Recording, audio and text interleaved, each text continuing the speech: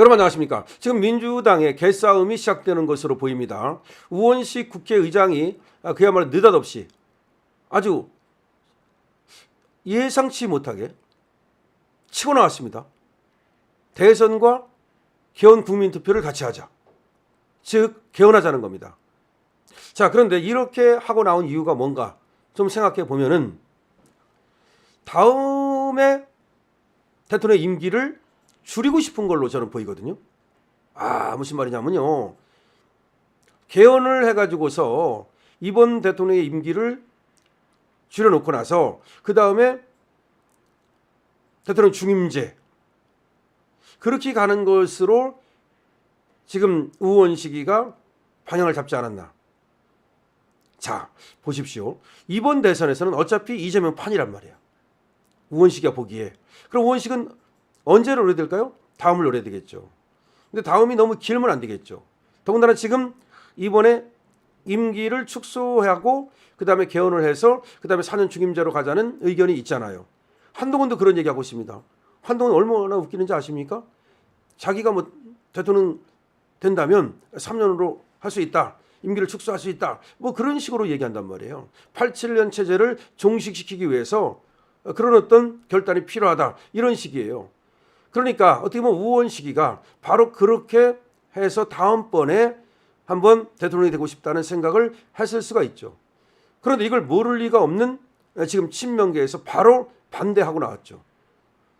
그런데 그럼 우원식이는 말이죠. 지금 이재명과 상의도 안 한 상태에서 그런 개헌 논의에 불을 지폈다고 봐야 되는데 이거는 이재명과 우원식 사이가 벌어졌다는 걸 말하고 지금 이재명으로서는 대통령을 감히 노리는 우원식이가 못마땅하겠죠.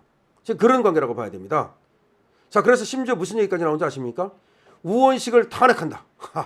이제는 국민의힘 뭐 지금 이쪽을 갖다 공격하고 그 정부 인사를 공격하는 게 아니라 자당 인사죠. 우원식은 말이죠. 거기까지도 사실상 이제 공격을 하는 이런 지경에 이르렀죠.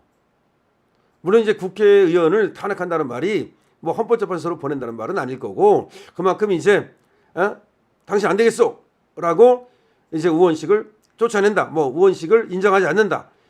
뭐 그런 거예요. 또 뭐 제명 결의를 한다. 뭐 제명 결의는 200석이 있어야 되겠다 안 되겠지만 발의는 할 수 있지 않습니까? 만약 그런 식으로 지금 우원식에게 신뢰를 주는 거죠. 야, 그렇다면 말이죠. 지금 우원식은 세력이 많지는 않은 것 같은데 원래 우원식이 그런 얘기가 있지 않습니까? 이재명이가 사후 리스크로 날아갈 가능성을 대비하고 있었다. 그래서 중국에 가서 시진핑도 만나고 오지 않았습니까? 근데 시진핑이가 우원식을 극진히 대접했죠.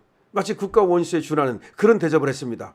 이 좌파의 지금 수장 비슷하게 하니까 그 다음에 지금 윤석열 대통령을 몰아내는데 앞장서고 있으니까 시진핑이가 일부러 우원식한테 힘을 실어줬다는 얘기가 있었습니다. 자, 그러자 이것이 이재명으로서는 불편했겠죠. 사실의 대장은 자기인데 우원식이 겉으로만 대장인데 가가지고 시진핑한테 영접을 받고 그다음에 자기가 위상을 자꾸 높이고 저번에도 말이죠. 우원식이가 사실은 대통령에 나갈 것 같은 그런 어떤 제스처를 취한 적도 있고 상당히 불편하겠죠. 그러자 친명계 의원들이 벌떼같이 들고 일어선 거죠. 지금 내란 세력에 그건 오히려 동조하는 거다. 내란 세력에 힘을 실어주는 것이다. 지금 무슨 개헌 얘기를 하느냐. 개헌 얘기할 때가 아니다. 그렇게 얘기하고 나오고 있는데요. 근데 김영록이라고 있습니다. 이 김영록 전남지사인데요. 여기도 지금 대통령을 노리고 있습니다. 여기도 나온다는 얘기가 있습니다. 여기도 뭐라고 말하냐면 대선과 개헌을 동시 투표하는 것은 내란 세력이 좋아할 일이다. 이게 무슨 말입니까? 내란 세력이 좋아할 일이다. 이게 무슨 말입니까? 개헌을 해가지고서 요번에 대통령의 임기를 단축하면 그러면 이재명이 된다 하더라도 조금 하고 나가면 그 다음에 다시 우리 쪽이 될 수 있으니까 자유우파가 될 수 있으니까 그러니까 그거는 자유우파가 좋아할 내란 세력이라고 얘기를 하는 거예요. 윤대통령을 지지하는 사람들을 그쪽이 좋아할 일이다 라면서 반대하는 입장을 취한 거죠. 왜 그렇습니까?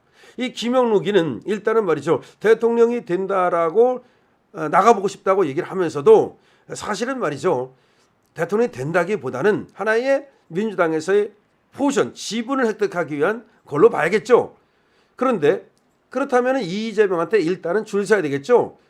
그렇기 때문에 이재명의 하나의 페이스메이커 역할을 지금 자처하고 있다고 봐야 되거든요. 속마음은. 그러니까 지금 진짜로 페이스메이커가 아니라 이재명과 맞짱 뜨고 싶어하는 우원식을 공격해야 되겠죠. 그래서 우원식에 대한 공격이 나오는 거죠. 자, 그러면 이제 우원식이가 국회의장이란 말이에요. 어쨌든 간에. 그러면 과연 국회의장으로서의 어떤 파워가 있는가?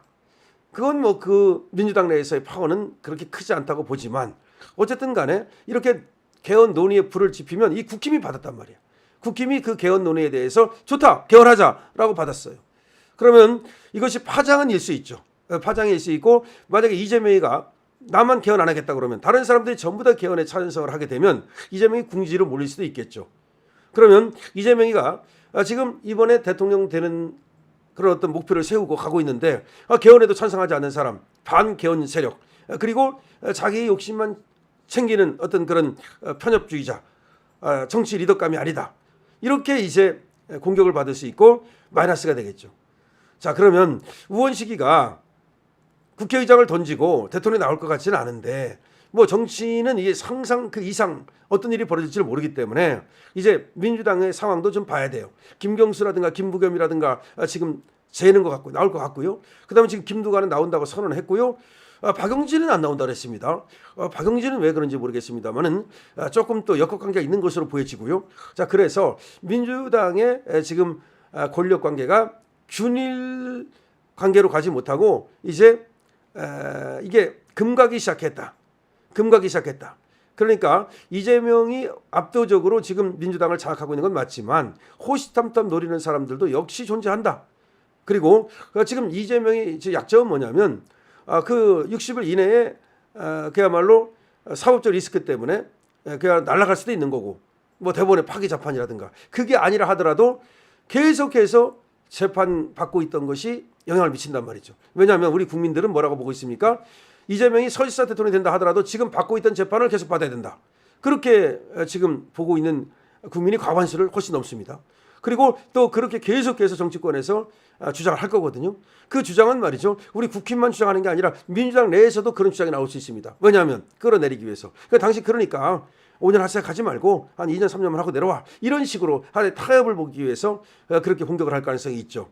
그러면 이재명의 지금 세력은 약화될 수밖에 없고 물론 대통령이 되지도 않겠지만 된다 하더라도 굉장히 불안정한 그런 어떤 체제를 이어갈 수밖에 없겠죠.